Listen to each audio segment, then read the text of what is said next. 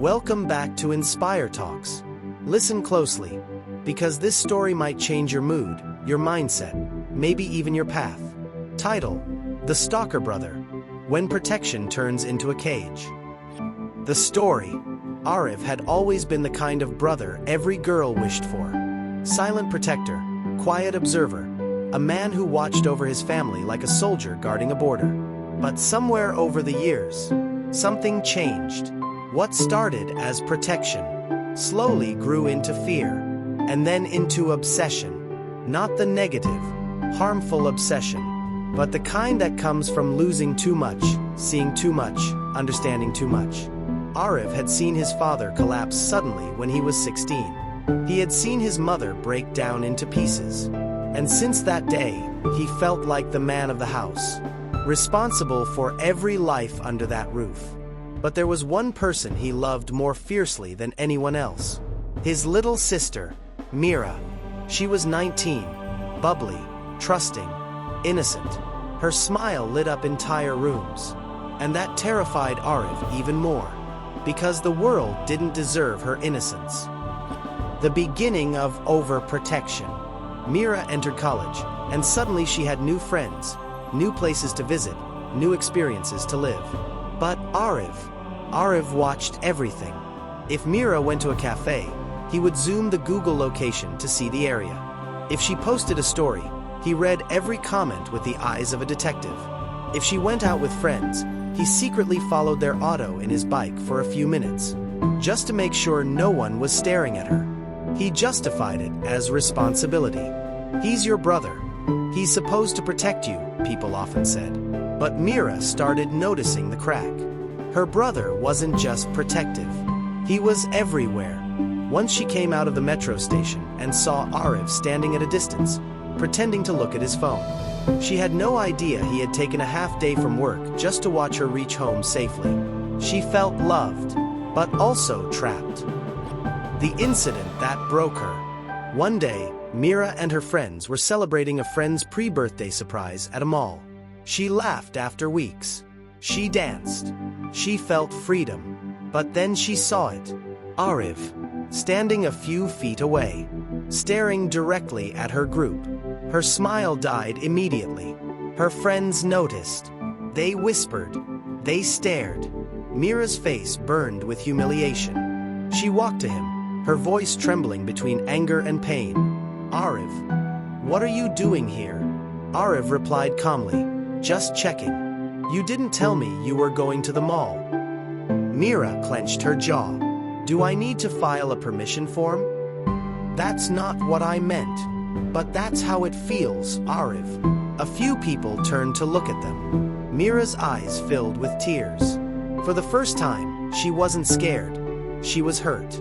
She left the mall early that day, and Arif realized he had crossed a line. The silent distance. That night, Mira didn't come out for dinner. She didn't say goodnight. She didn't even text him. The silence hit harder than any argument. Arif sat outside her door, not knocking, not speaking, just sitting, like a little boy who knew he had broken something precious. Inside, Mira cried silently. She loved her brother, but she didn't want a guardian who didn't let her breathe. She wanted a brother who trusted her to walk alone. Hours passed. Arif whispered through the door, Mira, I'm scared. Mira wiped her tears but didn't answer.